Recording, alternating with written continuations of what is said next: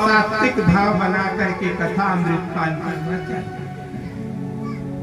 और उसने भरपेट भोजन कर लिया, थका हुआ था तो निद्रा देवी सताने लगी। उसने विचार किया कि हे प्रभु, यहाँ कहाँ बिस्तर है, अब नींद तो आ रही है।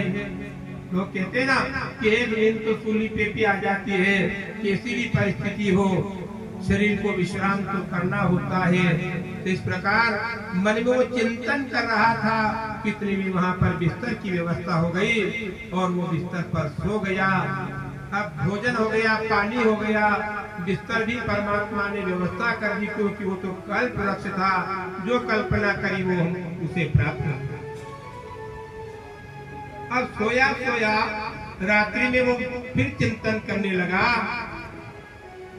कि सब व्यवस्था ने परमात्मा, सब व्यवस्था तो भगवान ने करी है, पर कहीं ऐसा ना हो कि भयंकर जंगल है और यहाँ जंगल में कहीं शेर आ जाए और मुझे खा जाए, तो फिर मेरा क्या होगा।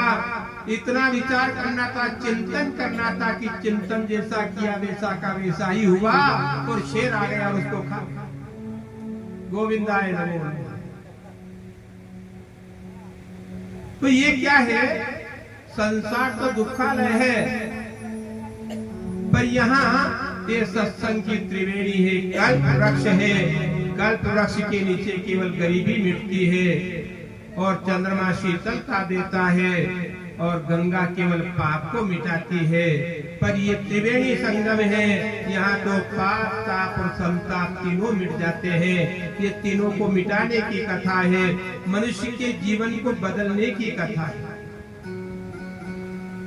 कल की कथा में आपने सुना था कि वो ज्ञान वैराग्य भक्ति के दोनों बेटे बूढ़े थे, पर सत्संग में आने से उनका बुढ़ापा दूर हुआ और वो युवावस्था को प्राप्त हुआ। और भारी से भारी पापी धुंधुकारी का भी उद्धार हुआ।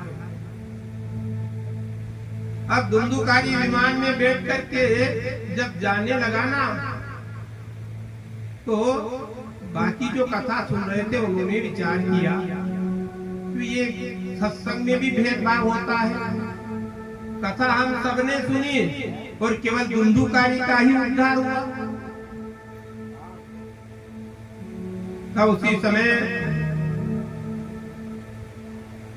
वहां पर कहते हैं कि जिसने जाकी रही भावना जैसी प्रभु मूर्ति देखी तिल तेसी, जिनकी जैसी भावना थी उसी हिसाब से उसका फल उनको प्राप्त हुआ।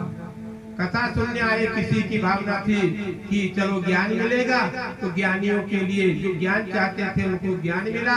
कोई चाहता कि मेरे पापों का प्रायश्चित होगा और मैं सद्मार्ग की ओर प्रेरित हो जाऊंगा, तो उनको वो ज्ञान मिल गया। और किसी ने मोक्ष की